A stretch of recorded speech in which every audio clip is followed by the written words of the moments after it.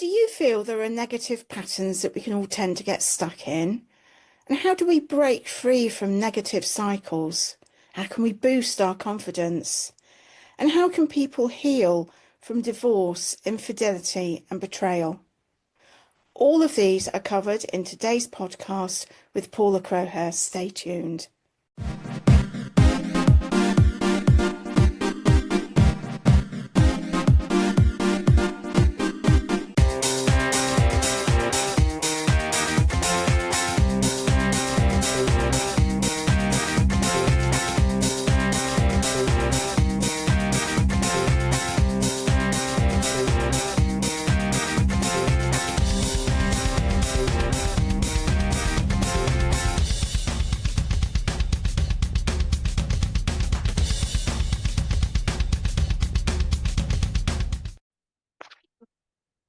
Hello and a warm welcome to Alison McWhinnie podcast, where we have conversations about business and wellbeing success.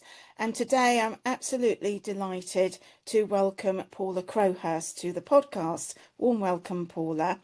Paula is the practitioner behind Polly Bloom and Inner Harmony Hypnotherapy. And essentially, Paula helps people break free from unhealthy patterns, heal past wounds, traumas, and find inner harmony so they can live life to the fullest. Many of her clients go to her for healing from toxic and narcissistic relationships, overcoming phobias or addictions, or preventing burnout. Clients come to see Paula at all stages of the divorce journey, pre-divorce, during the process, and post-divorce. And she supports clients both from the outset and also when issues arise after the divorce has been finalised. Paula has discovered that one modality doesn't suit everyone, which is why her toolkit includes a range of approaches, and these include NLP, hypnotherapy, EFT, TFT, REBT, and trauma-informed methods. She also uses IFS, internal family systems, a therapeutic approach that helps clients understand and work with different parts of themselves, supporting emotional regulation, healing, and greater awareness. From her own personal life experience, talk therapy alone isn't always enough. Having something tangible, a tool you can use in stressful situations, can be incredibly beneficial alongside therapy. A mother, a mentor, and someone who's lived through the pain of divorce and separation herself, Paula's mission is to provide a safe, non-judgmental space where people feel truly seen, heard, validated, and empowered. She wants every person to leave a session feeling lighter, freer, and more supported than when they first stepped through the door. A very warm welcome to you, Paula.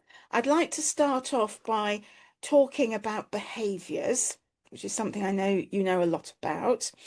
Are there negative patterns in life that we can tend to get stuck in? Oh, absolutely, Alison. First of all, thank you for having me. You're today, most welcome. and a lovely introduction.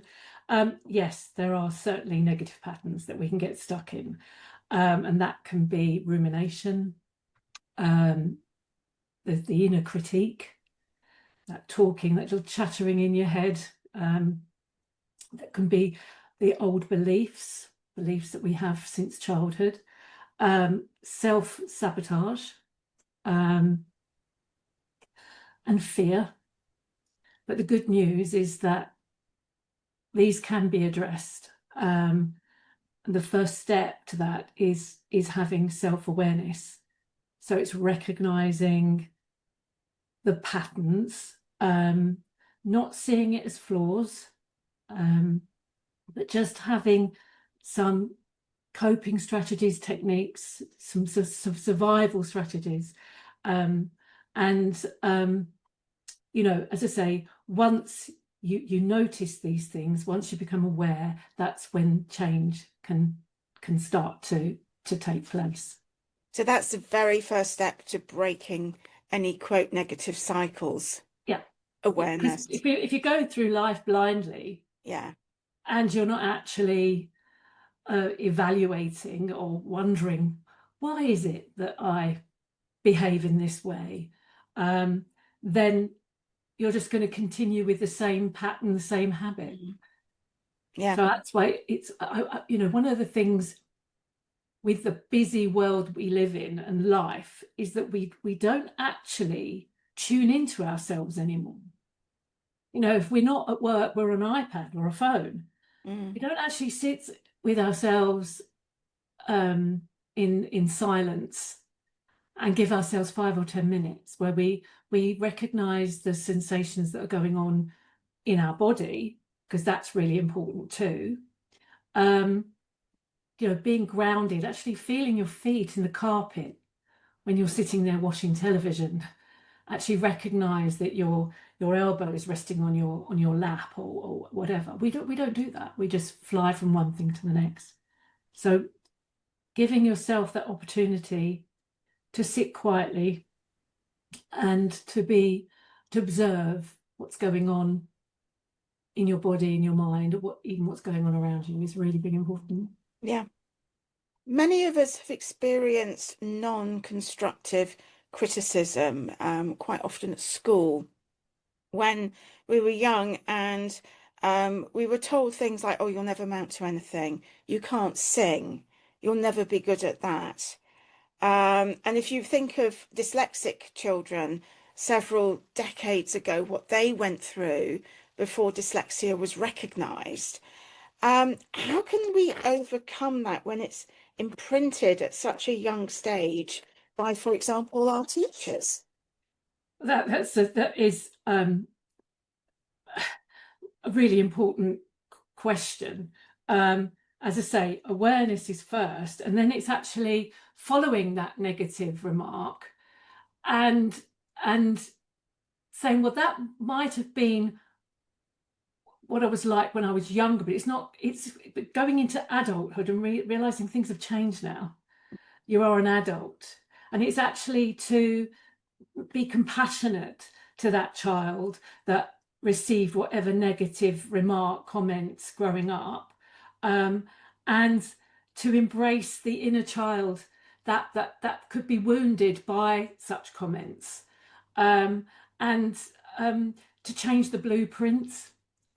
I think there is that map in our mind, that virus running like it would be in a computer, and unless we deal with it and reprogram it, that virus will continue to carry on, knocking our confidence, stopping us in our tracks before we do something. Again, it comes back to rumination or procrastination, which that's not laziness. That is because you're fearful, or you put it off and you do something you prefer to do because maybe in your mind there's something that you're saying to yourself, I can't do that. I'm not capable of doing that because of what's been produced earlier. So it's actually, what I like to do is think, well, how can I prove that that's wrong? What can I do? What steps can I do to prove that that's incorrect information? Look at who gave you the information. Look at the respect that you have for that person. If you're looking at somebody and they're criticizing you, yet you don't actually respect them, why would you take on board their remarks? Are they leading by example themselves? And if the answer is no, it's like, well, do I really need to wear this badge that they've pinned on me? I can actually take it off. One of the things I'd speak about, like, the internal family systems, that's by Richard Schwartz, but there's also a gentleman called Shermaz Charmin, and he talks about the judge. And so the judge is a saboteur, one of our saboteurs, and there are many other underneath that. And the judge is the main one. And if you picture a judge in a courtroom, you know, with the hammer. They're the ones that are coming down on you and saying that this is wrong, or etc., etc. So I labelled my judge the thief, because I've learnt through my patterns that the thief steals my joy, steals my confidence, steals my creativity, because there's that little saboteur, that little voice, that inner critique that goes, who do you think you are? You can't do that. You're not clever enough. You're in a room of people that are, you know, academics. How dare you stand in that room? That is the message that I have learned through my blueprint. So then when this thief pops up, stealing, you know, my positivity, I then say to myself, oh, go away, thief. Yeah. Here's the door. I'm not giving you the key, you know, to get into my house so you can steal all the good things.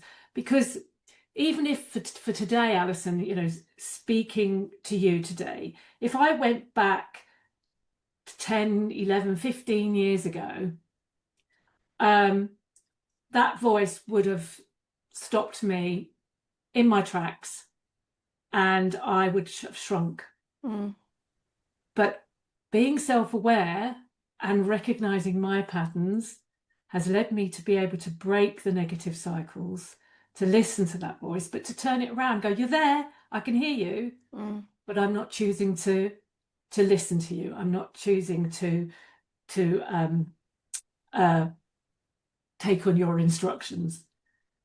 I think one of the things I really love is what you say about evaluating the person who is saying these things to you. So, for example, at school, we did have teachers who said, you can't do this, you can't do that. I view that very negatively and quite irresponsible in the manner it was delivered to children. Yes. However, later on in life, I worked for one firm, and directors would come in and they would give you feedback on work you had done. But the difference here was that these were really good directors, and they gave you honest feedback. So if you did well, they would always be very honest about that and celebrate it. If they felt you needed to improve, they would give you feedback you could act on. So it wasn't, you are terrible, this could be improved by X, Y, Z. And I actually viewed that their feedback, be it positive or negative, as part of my education, as part of my development, because their critique was like learning. Yes. And I could learn and grow from these people who knew what they were talking about and were highly successful and were giving me the detail I needed to implement. They weren't just casting a judgment on me. Is so important. And again, I can come back to the gentleman I mentioned earlier, you know, Shamaz Shamim, and he talks about positive intelligence. And one of the things he says about working with teams and, you know, in in a corporate environment is that you say yes and. So you're not saying yes but or no but. You're saying yes and. So then you're being creative, you're leaving space for people to feel that they're not being judged, people to actually feel that their voice is important. And I think going back to teachers, the ones that aren't very good teachers, to be perfectly honest with you, are the ones that always give the negative. Before I became a coach and hypnotherapist many years ago, I was a swimming teacher, and one of the things that we learnt as swimming teachers is that if a child swims a width, their stroke isn't great. You never say, well, that wasn't very good, was it? Mm. You always say, good try, but have a go at doing it, putting your arm in like this, pointing fingers. So you're always building that person up. And comes back to coaching and the language that we use. Absolutely. In coaching, it's neuro-linguistic programming, and that's the language, the shoulds, the shouldn'ts, the can'ts. If you can pick up on that and change the perspective, then the wording, to change the perspective, then it's more of a positive outcome.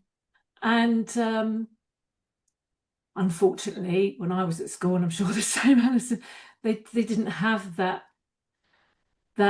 training. No. And I wish we'd had the wherewithal as children to actually answer back and say, we're not impressed with your performance as our teacher. Because we can't do this and you've told us we can't. Well, funny enough, if you did, obviously you'd be an insolent child and not considered an assertive one. But I was having a conversation with my youngest daughter only this week, and she was saying that she remembered a situation at school, which I won't go into now because we obviously run out of time. But and she was assertive, and I said to her now, I really am respectful of the way that you handled that, because you weren't based on what it was about. She had every right to respond in the way that she did, because the teacher was out of order. But as I say, you could get into trouble at school because you're back chatting a teacher. She didn't back chat. She just was assertive. But again, that's takes a lot of courage to But do. such a useful skill for business. Yes. And you get more out of people, yeah. don't you? If you've got a team that feel that everyone is included, everyone has a voice, nobody is feels less than, then you're going to stay in that company and you're going to work towards the same aim, because you're not afraid to have a voice. And I think that comes back to a lot of the work I do, my own personal experience, but in relationships, people have been conditioned that they don't have a voice. And they do. Of course, yes. What do you think turns people into people pleasers? Oh, wow. I think that again is conditioning, and it's sometimes it could be a reflection of love. So if we think back to childhood, we want to make our parents proud of us, our teachers proud of us. So people pleasing is like feeling safety, love, and belonging. But it's conditional, and we know that love should be unconditional. You don't get love based on, you don't receive love based on the fact that you've won a medal at school, come first in a race. That we should be loved for who we are, warts and all, not because we, got 10 GCSEs, A stars or whatever. You know what I mean? So and I think that it becomes a habit over time to people please. And if we don't, there's a fear of rejection. So it's the healing begins when we no longer need to earn safety or belonging. I often feel in life that the right people for you will be in your life, and not to fear that they won't. Yes, definitely. And if somebody isn't sort of in your circle, then you're not resonating, and maybe somebody better will come in. Yes, and if somebody is keeping you there, they don't keep you there, but you feel like you need to be there Because when you're people please, you're not putting your needs first, you're putting No. everybody else's needs ahead of you. So actually you end up being depleted and resentful if it continues. And I quite often say to my clients who have been in relationships that have broken down, your partner should be the person that's your constant, that has got your back, whatever. Whatever. It's not, if you do this for me, I'll do this for you. It's not transactional. Relationships should not be transactional. And But that's they what should be happened. supportive. Supportive, yeah. Yeah. Yeah. What are your tips for helping someone who really does need their confidence to be boosted and has low self-esteem? Well, you know, it's building that up gently. And the way that you do that is by not by big sweeping statements, but to do something that you may be afraid to do, doing it, and then once you've done it, you think, oh, I'm pleased with myself. But then slowly the confidence builds. There's a really good book that I read early in my divorce. Which when I look back, I can't remember how I got time to read, to be honest with you. It wasn't early, it was like, you know, midway through, but it was called Feel the Fear and Do It Anyway by Sue Jeffers. One of the paragraphs talks about you can handle it. And again, in coaching, quite often suggest to clients that they write on post-it notes and stick them wherever they can see them, be it on the bathroom cabinet or the fridge door, wherever they see a positive affirmation. And that one of the ones I used was, you can handle it. Because when it got to something that I had to deal with, that I felt anxious about, I would read those words. And the power of those words was incredible. Because then I would take the step and, exactly like I've described, say I needed to make a phone call and I was really nervous about what I was going to say, how I was going to come across, be it with a solicitor, you know, because when you're going through divorce, you're so vulnerable and they know all their stuff. But when they're talking to you, they can use jargon, and you're not with it. You're not 100% there because you're struggling with all these awful emotions. And then they're telling you things, and you're trying to understand it, and you're trying to take it all in. So sometimes I'd get a little bit anxious and nervous.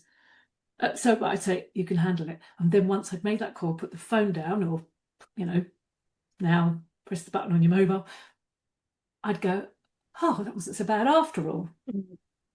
So a fear is only a fear until you challenge it. So once I'd stepped over that hurdle, it was like the next time, didn't even think about it, just did it. So that's building your confidence slowly. And it's not to beat yourself, berate yourself, and, you know, think you're less than. It's just stepping into a circle of confidence very slowly. And when I work with someone, you know, I give them the space. That's what I like about my practice, is that it's a holding space where they can talk and talk and talk and talk and talk, and I listen. And being listened to is so helps validate, doesn't it? Yeah. And I can reflect back all the good, you know, all the positive things that they don't see in themselves. Quite often we don't see our own value. And when somebody is actually holding space for them, being impartial, but also encouraging. Again, that builds confidence, and then the momentum builds. I think it's also important, especially in this day and age, not to compare yourself negatively to other people, because I think so often when you see other people, they're putting on their showcase reel, and you see this play out particularly on social media. And behind all the very positive posts of I'm doing this, I'm here, I'm there, da da da da da da, actually a different story could be unfolding in the background. And therefore, just to take things at face value in that respect, but certainly not compare yourself to it. Oh, yes, because comparison is the thief of joy, isn't There it? we go. Yes. And unfortunately, and social media is nobody really posts anything that's negative. Their world is fantastic, and that's not real life. No. And No. it's, I think, for the younger generation, it's really hard for them. Mm. I wouldn't want to be in the world as it is now when I was younger.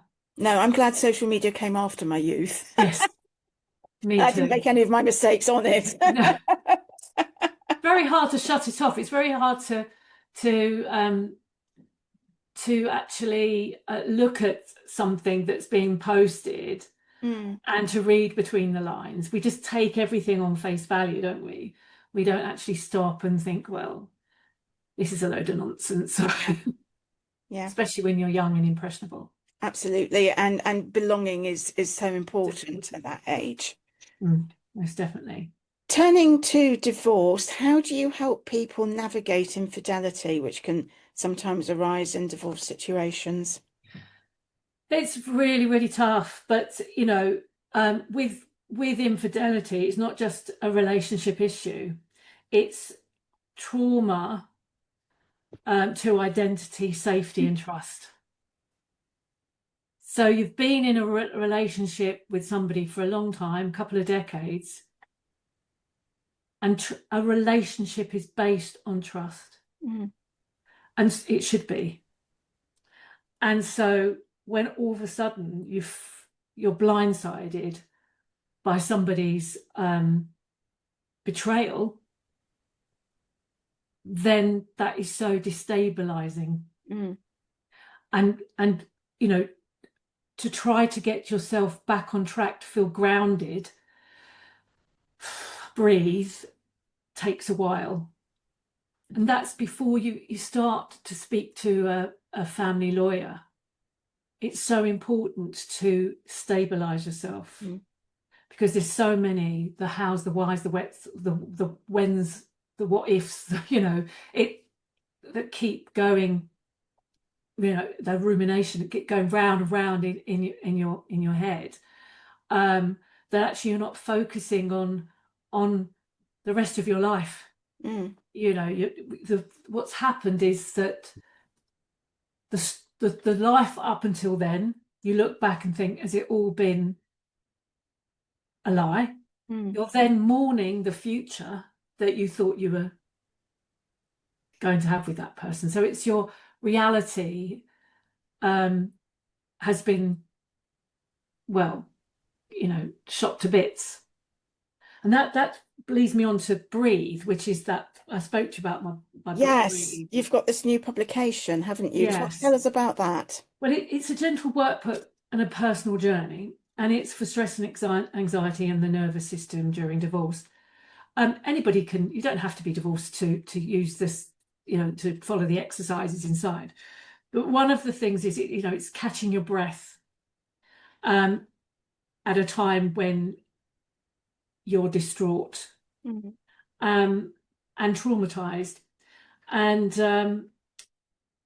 this book, when I put it together, I'm thinking about those people who, and I work primarily with women. I do work with men, but majority of my clients are women. But they've been blindsided, and they're trying to make sense of the world. And so breathe encompasses all those things. I always refer to a breakup, especially with, from somebody who's betrayed you, manipulation, control, the lies are huge. I compare it to going through a storm and a shipwreck. And the storm, if we think of what happens in a storm, the wind is the fear, the rain is the grief, and the lightning and thunder is the anger, because they are this is the wave of, the emotional fallout of It's a really good way of infidelity. looking at it. Really good way. And then, like every storm, it does pass. Mm, There might be a fog, and then at the fog you see the sunlight glistening. yeah. And then you come out the other side back into the sunlight. But when you're at the beginning of the storm, when you're in the eye of the storm, you can't see any sunlight. No, you've got to work your way through it. And I think Yeah. perhaps also it's important to allow yourself time to grieve, because even though there hasn't been a death, it's an end to what you were expecting. And you've got to grieve that loss as well and allow yourself time to work your way through that and heal. Most certainly. And they actually say that it's second to the loss of a loved one through death. Yeah. The divorces. I always say everybody's divorce story is different. Some people part amicably. Some people, they're quite happy. They have a divorce party Mm, because they're out of maybe a relationship that was dragging them down, but there's not many like that. mm, And the ladies that I help, they've been in a relationship for a couple of decades. mm, And as I say, they've then been hit like by a freight train, because they didn't see it coming. There was no build up. There was no, I'm unhappy. It was just all of a sudden, they're gone. mm, And the ladies that I work with have, given up a career, given up their job to raise a family. mm, So they've put all their energy and effort in making sure their children grow into, lovely young adults. And then they're sitting there, children have flown the nest, husband has flown the nest, mm, and they are left on their own. They've then got to try to build a career or find a job, which they've been out of the workplace for so long. I mean, because this happened to myself, and I was 50. And so it was, okay, that's not old, but what I need to refresh my skills, I need to update my CV, and then you go into jobs, you're getting rejected. It's a whole nother lot of rejection on top of mm, rejection through betrayal. So mm, it's really, really hard. mm. And having that support, having someone that gets it, and a lot of my clients say that to me, is vital. Mm. How do you think we become codependent?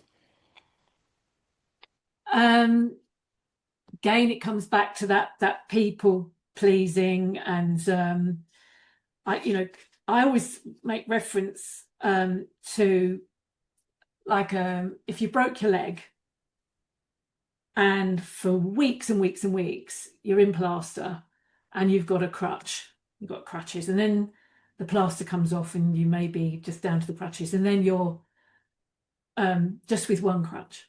And I think of codependencies that you're leaning on that crutch, Mm, and then that crutch gets taken away, and then you're grappling because you need something to steady you think. But this is when self-love comes, and this is when you start working on yourself. So once upon a time, codependency equaled safety, security.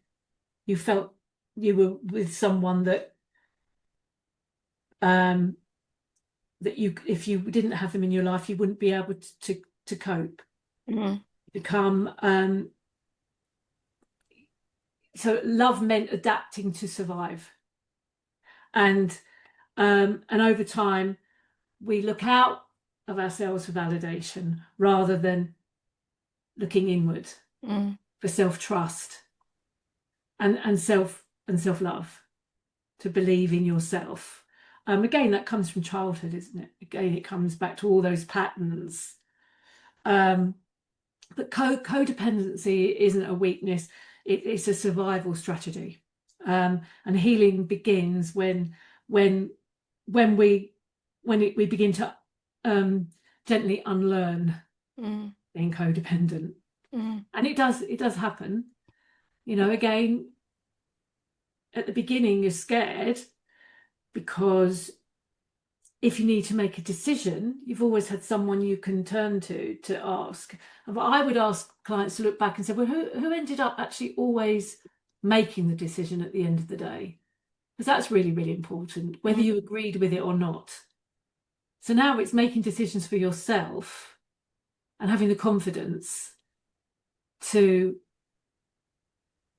you know, even something small, like, you know, for years and years and years, you've said, what would you like for dinner tonight?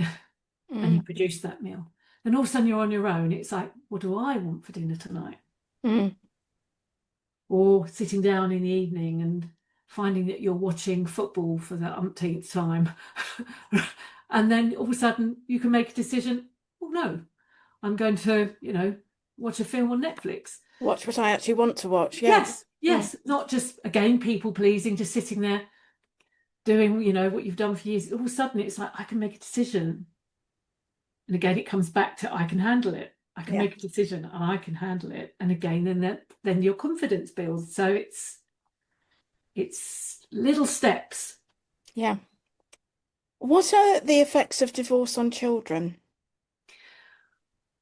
Well, the children go through exactly what the parents would go through. There's big emotions. So there's sadness and confusion, loyalty to which parent, and then there's the conflicts. But children, it's not necessarily the separation that affects them, it's the conflict. And a lot of parents are so caught up in their own grief that they're not recognizing what's going on for their children, and the conflict. If a child goes and stays with dad for the weekend, then comes home and mum goes, well, what did you do? Where have you been? You know, rolls her eyes, tuts. That affects the child. If you can keep, you know, whatever's going on for you, if you can make sure you create harmony for your children, then they will grow into very strong young adults. I worked with children in a primary school as a learning mentor, and there was a little boy there that was very upset. I worked with him, and he drew 2 cars. And I asked him, who's in this car? And he said, myself, my brother, and my dad. And then he drew a figure of someone at a door. It looked like a door. So he said, that's us driving away from my mum in the car. And then he drew another car, and that's me and my brother and my mum, and waving goodbye to dad. And after talking, he was fed up that he was always in a car going between the houses.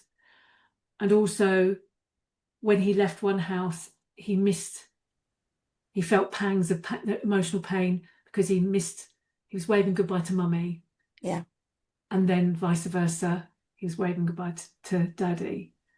I've seen that play out in children of friends who have been divorced. And obviously legally an agreement is reached about, you know, when parents are going to see children. And I've seen children stay with one parent and really want to be at the other house. Yes. And that's very difficult for the parent. Yes, it is.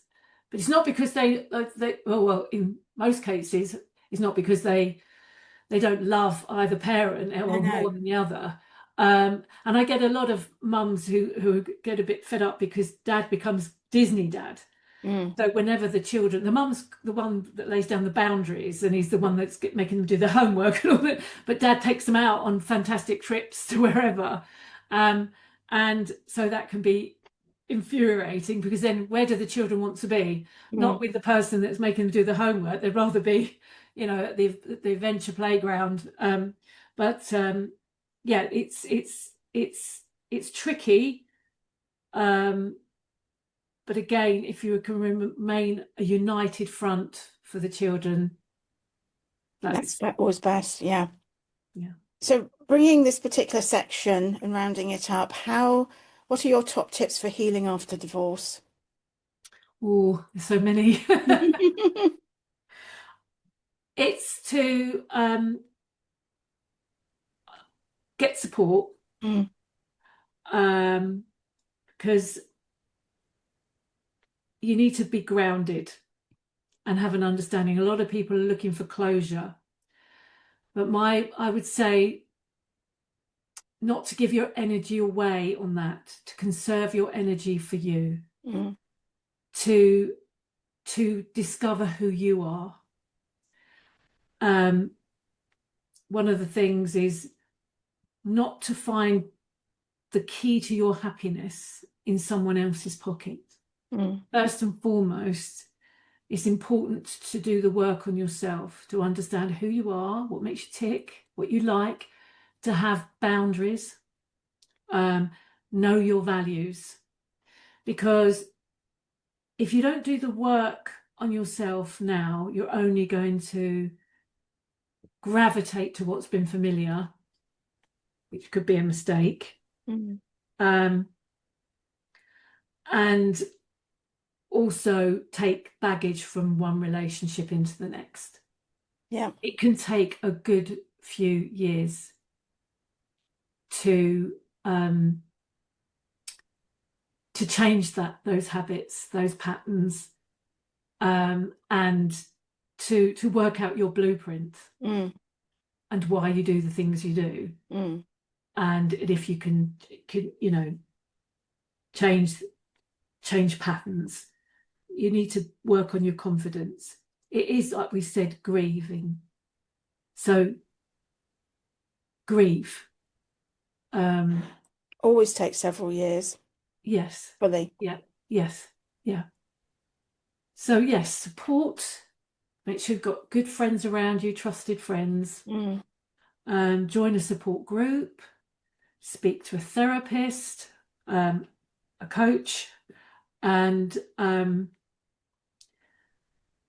then write a list of the things that you'd like, your bucket list, what you'd like to do, and just rebuild trust. Mm. Turning to the therapies, how do you define coaching and how can coaching help? Well, coaching, as I said earlier, is to do with, it includes NLP, which is the language we use. Coaching isn't about fixing the person. It's about being focused on moving forward, not staying the victim, not thinking the world's against you. We don't want people to not live the rest of their lives, in a wholesome way, because the divorce has defined them and they're angry and bitter. So it's about clarity, perspective, aligned decisions, and remembering your strength, Mm. remembering the strengths that you have. Mm. I think also it's a useful habit to um, write down what you've succeeded at, write down your successes as they happen, so that you can pull that list out when you're having a bad day and think, well, actually, I've come quite a long way. That's such a valid point, Alison, because I think that's what we don't do as human beings. If we have we have a long day and we come at the end of the day, we sit down, and what we could do is we could, ruminate over negative things from the day. How often do we actually go, well, I'm going to forget the negative because this, and this was good? And I've got a really dear friend who said to me, and this was how I was a turning point actually. We went for lunch and she said, I'm so proud of you. Are you proud of you? And I said, why? She said, because you've achieved this, and this since you've gone through your divorce. What you've done in that time. And I drove away that day thinking, oh yeah, I'm not bigging myself up. And I need to do that. I need to recognize that I do have strengths. So because, as I say, through relationships, another person can drip feed. I always think of it like Harry Potter, and he has the wand and the thoughts go in or they come out, that somebody's put thoughts with their wand, negative thoughts that you're not good enough, that you're too sensitive. No one's going to want you. All these really awful negative words, and it's plucking them out and realizing, again, going back to what we said about teachers telling you you're not good enough at something. It's saying, well, who are you? With what integrity does that person have? It's finding your value. Yeah. And what can hypnotherapy help with? Hypnotherapy. So that hypnotherapy is subconscious work. It's at a subconscious level, and it can calm the nervous system. It can release old patterns, and it creates new, healthier pathways. That we have neural pathways to our brain. And when the client is in a trance-like state, their subconscious mind is open to suggestions that are positive. Can everyone be hypnotized? Those who are willing, most people can, if they're willing and they're open and curious. Yeah. If they're shut down, then no. But then they wouldn't come to a hypnotherapist anyway. And can children also benefit from hypnotherapy? They can from a certain age, not too little, but they're brilliant because they have an imagination already. Because a lot of in hypnotherapy, it's a lot about metaphors, and so children love stories, so they can already, their minds, their great imaginations, they're there. So yeah, they and kids are relaxed. They've got no hang-ups, have they really? It's not, And what does it feel like to be hypnotized? And are you aware of what is happening? So my mind goes back a couple of decades when people were hypnotized on stage, on TV. Oh yes, yeah. And were asked to do silly things in front of people. And I always wondered, do they know they're doing that? Well, or don't they? They're obviously willing participants, and it's stage hypnotherapy is so different. When you come to me for hypnotherapy, you'd be able to hear. You can stop it at any time. You can move. You can talk to me if I ask a question. So it's like a sleep trance. Like sometimes when we're reading a book, we go into a trance. We're shutting out the world. We're so into the text and our imagination, that we may not be noticing what's going on around us. And that's hypnotherapy. You're in that sleepy, nice, dreamy state. So it's very pleasant. I mean, a lot of my clients, they say, oh, they're so light afterwards, or heavy because they've relaxed so much, everyone's different, and everyone has different sensations that come up for them. And some people afterwards can get a little bit emotional, but the feedback is always that there's a shift, Mm. something shifts within them, Mm. In a positive which is way. brilliant.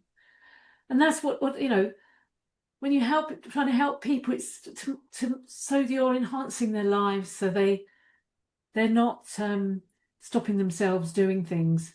I had a gentleman who was sadly going through lung cancer, never smoked in his life, it's secondary cancer, and he had a needle phobia.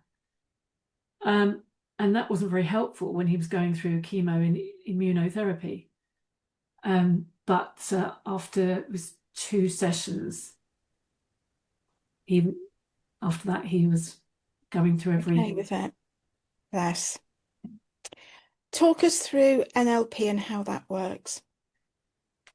Right. So again, that's all about your thoughts and your beliefs, and your behaviors and how they're linked.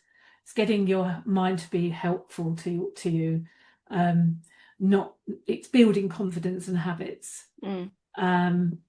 and breaking free from those limiting beliefs. Mm. And the self-talk, it's positive. We change it to positive self-talk by asking questions. With coaching, the coaching is for the client to find the answers within them. It's not for the coach to say, well, you need to do this, this, and this. So we've all got the answers within us. It's just making space. Accessing them. Yeah. Yeah. And what about EFT or emotional freedom technique?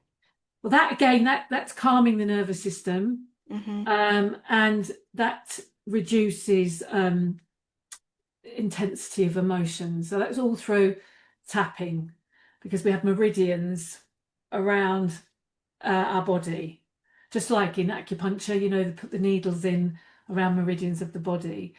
This obviously I'm not putting needles in, but it's about accessing the blockages and releasing blockages. And thought field therapy? That's again tapping. It's a Mm-hmm. structured tapping techniques, and that again helps, with emotional distress and stabilizing that. And finally, rational emotive behavior therapy. Yes.